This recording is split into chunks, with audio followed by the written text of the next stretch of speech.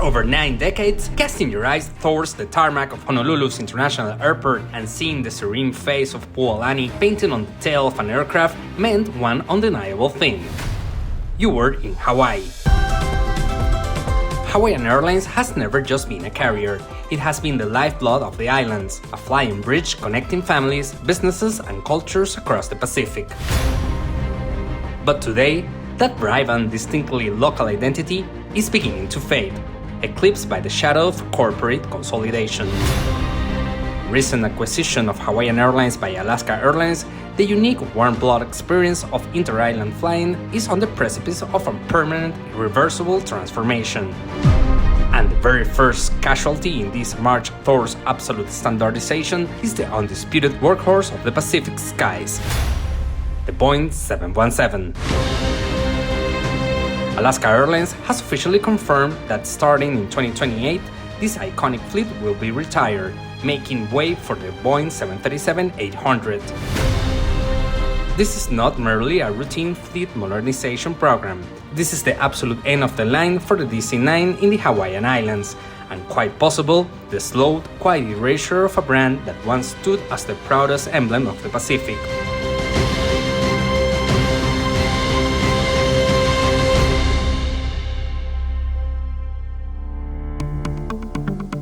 To understand the magnitude of this loss, we have to look at the geographical reality of the Hawaiian Islands. This is not the continental US, where a short-haul flight means cruising for 2 hours between major hubs. In Hawaii, flying is the equivalent of taking a city bus or a local train. The islands are separated by channels of water, making commercial aviation the only viable method for daily commuting, medical transport, and maintaining family ties. Flights between Honolulu, Maui, Kauai, and the Big Island are incredibly brief, often spending less than 30 minutes in the air.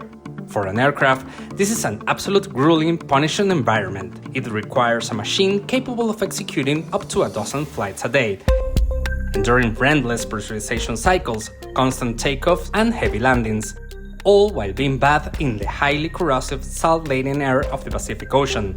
Most modern, ultra-efficient jetliners are simply not built for this kind of relentless, high-cycle abuse. They are designed for long, fuel-efficient cruises at 35,000 feet, not 30-minute sprints where the seatbelt sign barely has time to turn off. Hawaiian Airlines need a very specific tool for a very specific job.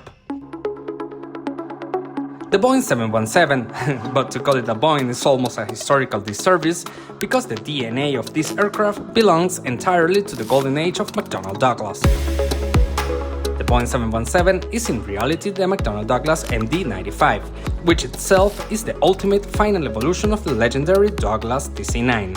When you look at Hawaiian Airlines 717 on the ramp, you are looking at a direct descendant of a design philosophy that dates back to the 1960s. That unmistakable silhouette, the pronounced T-tail, the rear-mounted engines, the low stance on the ground, was engineered precisely for the kind of short-hop, high-frequency operations that define Hawaiian inter-island travel.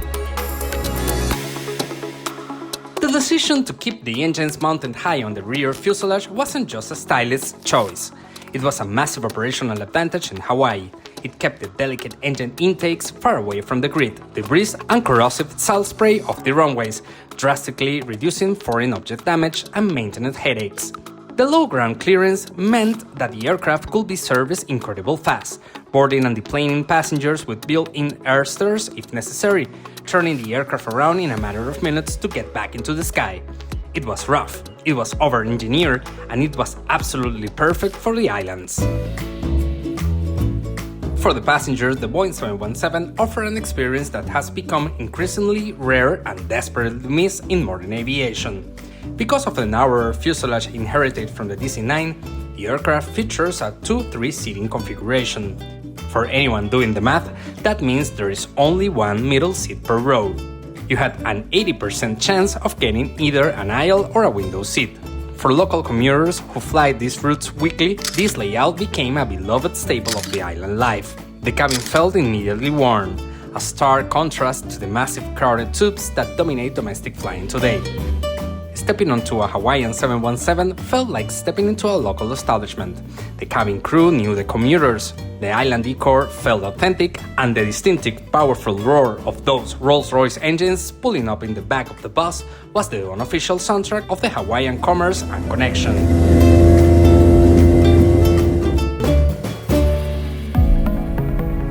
The 717 was an aircraft with genuine character, a mechanical islander that took the absolute worst punishment the environment could throw it at it and kept coming back for more. But nostalgia, unfortunately, doesn't pay for jet fuel, nor does it supply spare parts for an out-of-production airframe. The reality of the Hawaiian Airlines Boeing 717 fleet is that it's aging, and it's aging fast. Many of these airframes have crossed the 20-year mark, and in the high-cycle environment of Hawaii, airframe years are like dog years. Every single pressurization cycle stresses the metal. While the planes are structurally sound and meticulously maintained, keeping them in the air has become a logistical nightmare. Boeing shut down the 717 production line in 2006. Spare parts are incredible scarce, often requiring airlines to cannibalize retired airframes just to keep the active fleets flying. For a standalone Hawaiian Airlines, replacing this fleet was already a looming multi-million-dollar existential crisis. They had evaluated the Airbus A220 and the Embraer E2 family, searching for anything that could replicate the rough efficiency of the 717. But before the decision could be finalized, the financial landscape shifted dramatically. The acquisition by Alaska Airlines fundamentally altered the calculus of Hawaiian's future. Alaska Airlines is a carrier that builds its modern empire on a philosophy of strict fleet commonality, proudly operating a massive unified fleet of Boeing 737s. When the executives in Seattle look at Hawaiian's balance sheet and operational logistics, the decision was merely pragmatic. There was no room for a boutique specialized fleet of aging detailed jets. There was no desire to introduce a completely new, unproven aircraft type like the A220 into a newly merged corporate ecosystem. The directive was clear: standardize, optimize, and homogenize. And so the mandate came down to replace the beloved 717s with the Boeing 737-800. Alaska has hundreds of them. The supply chain is robust, the pilot training is standardized, and the operational economics on a spreadsheet look undeniable, vastly superior. However, while the 737-800 might win the boardroom, its introduction marks a several cultural and operational change for the inter-island experience. The 737-800 is a fantastic airplane, but it's not original Hopper. It is a workhorse built for transcontinental flights. It sits much higher off in the ground, requiring more ground support equipment and slowing down turnaround times. But the most glaring change will be inside the cabin. The beloved 2-3 seating is gone forever, replaced by the industry standard 3-3 configuration. This instantly increased the dread of middle seats by 50%. The cabin will be denser, accommodating around 160 passengers compared to the 128 on the 717.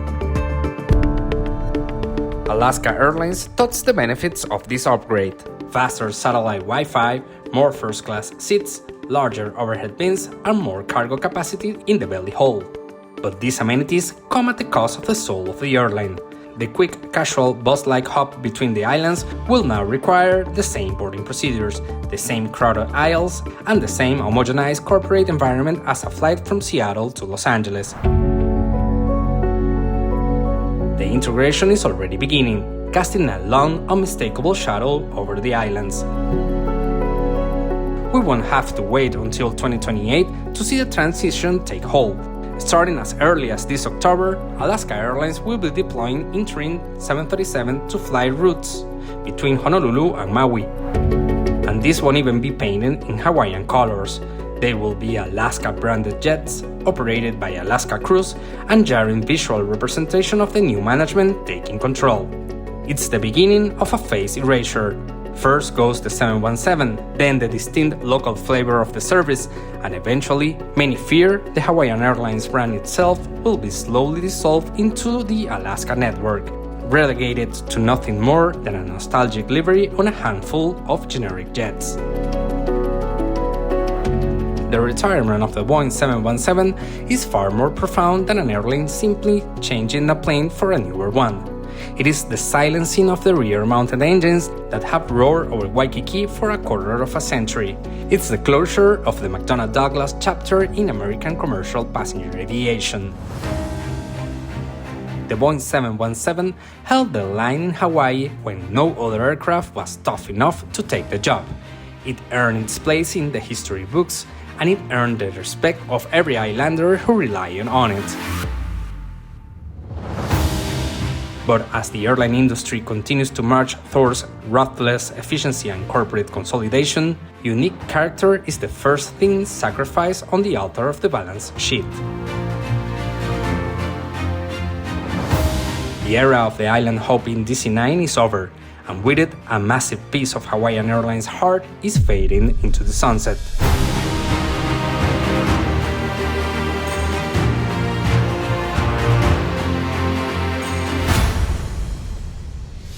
Tell us, do you think the legacy of Hawaiian Airlines is beginning its final chapter with the retirement of the 717?